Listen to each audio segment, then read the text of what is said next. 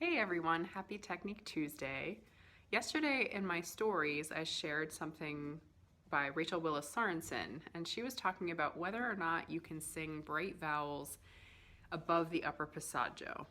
And essentially, she was saying, yes, you can, but you have to be careful about your tongue positioning, as well as the relationship of a few other things in your nasopharynx and oropharynx. So I wanted to come on and talk a little bit about that because I had a conversation with Mary Catherine Beath about this yesterday.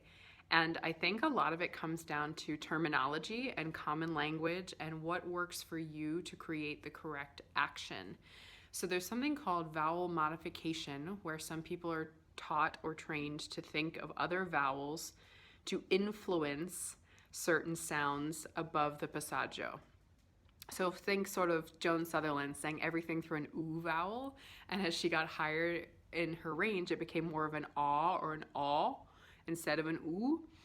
But what that did for her was create a specific physical action to make sure that that bright vowel wasn't pulling the tongue up and forward and allowing the larynx to jump, because that's what makes those notes sound sort of screechy, over bright, over forward, and they often cause vocal fatigue.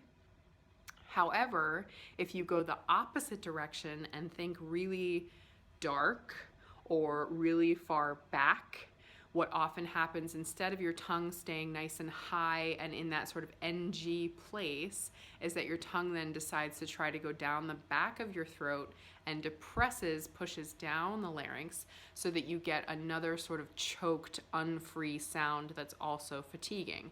So it's the difference between and E and E. So the first one is the more ideal, where your tongue is in a balanced position in relationship to the larynx. The second was the tongue is pulling forward and the larynx is following up. And the third was the tongue pushing down the back of the throat and pushing the larynx down. So it's a question of finding healthy resonance for you in that range of your voice, something that is based on the spoken version of the vowel, and making sure that the relationship between the tongue and the larynx is stable.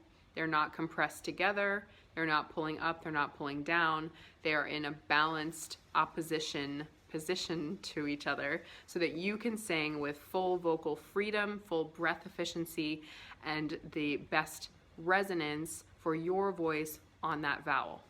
Let me know what you think. I'd love to talk more about this.